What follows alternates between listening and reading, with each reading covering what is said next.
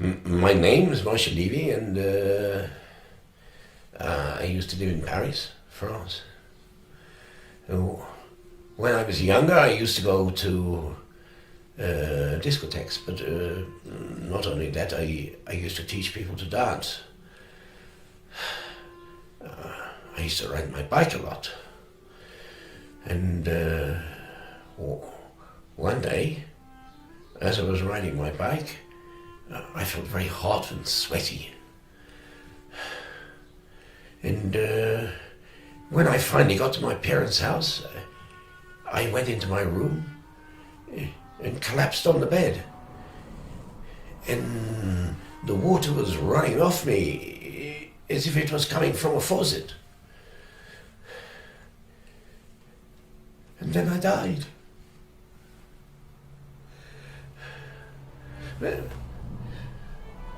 My neshama, my soul, left my body, and floating above, I saw my whole family yelling in fear because I died. Suddenly, something like a vacuum sucked my neshama up, and I flew upwards. And while I was flying, I heard beautiful music. And I felt very happy. And the further I went up, the smaller the world looked. I was flying up like a rocket.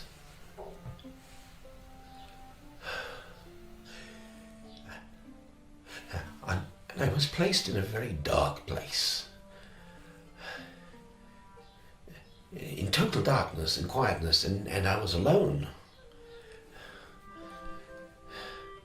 The darkness was very thick, and if I'd had a knife, I would be able to slice the darkness. And I was even able to hold the darkness.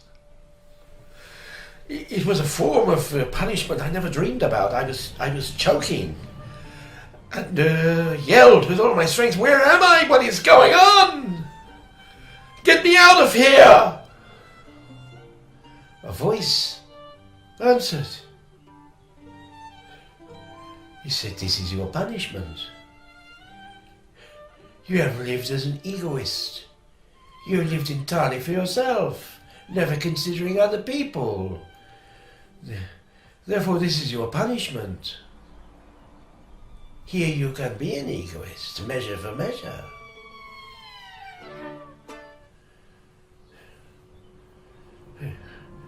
After a while, I saw smoky figures coming towards me through the darkness. They were very squarey, and white smoke was coming out of their eyes. They were yelling at me, "Whoa! Whoa, whoa, whoa to you!" And then I saw more troops of white forms coming, and they all surrounded me, yelling.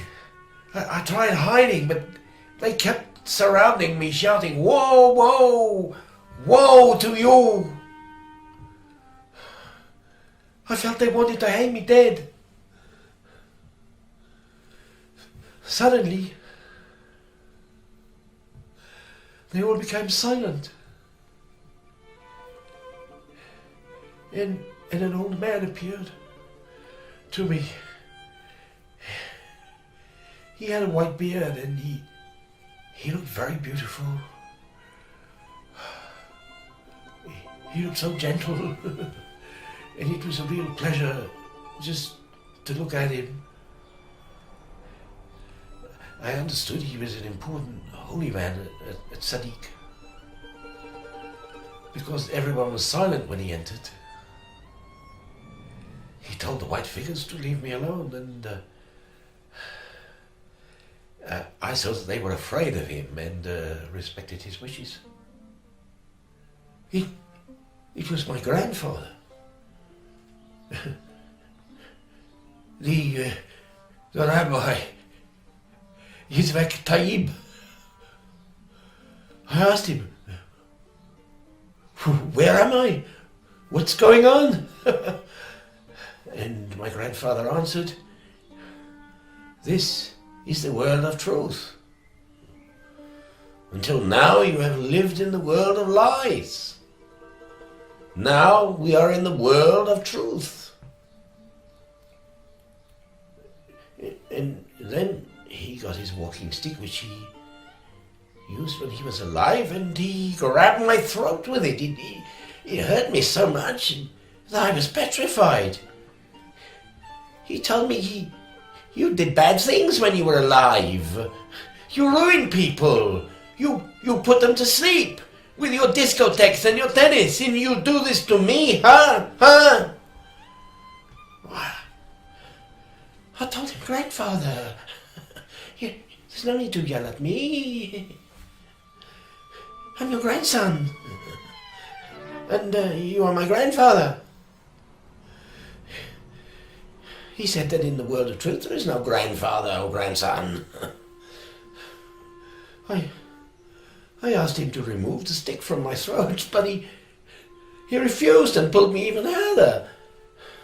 I asked him if I was his animal, and he replied, "You are worse than an animal. This is the world of truth. It's a very serious world, and there are no games in this world."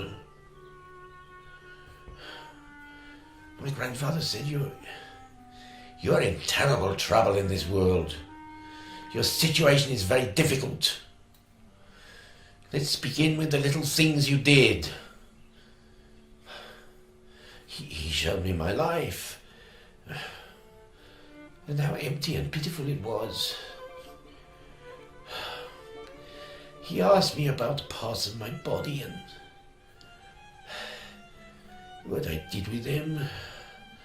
And when I lied, he showed me a video picture like a big screen and TV and played me back my life on them. So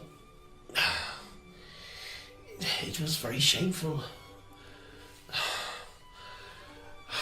Especially when he asked, it was about your Brit Mala and Zira, the Tavla, your seminal initials.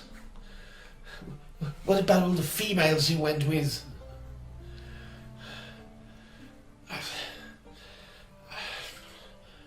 I saw two big angels stating I was a wicked man. They showed me a flaming hell and said that it was the place for me.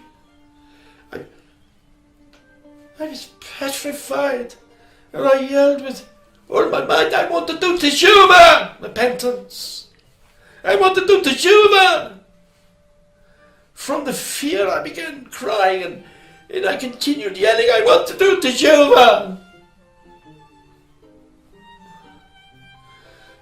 Well then, Shemayim, that is heaven, saw that I wanted to do teshuvah,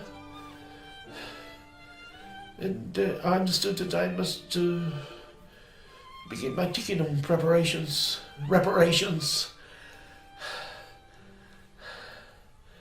They returned my soul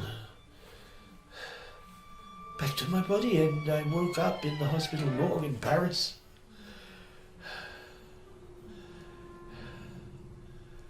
I was able to get out, and I walked slowly into the hallway crying. Where is the creator of the world? Where is everything I've just seen? Where has it gone? It just disappeared.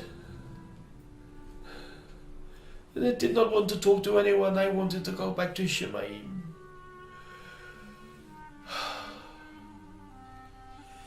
In the end, a person takes with him into the world of truth only the mitzvot he has observed in the lower world. Mitzvot are God's commandments relating to Jewish observance and religious practice. This is what the Creator of the world wants from us.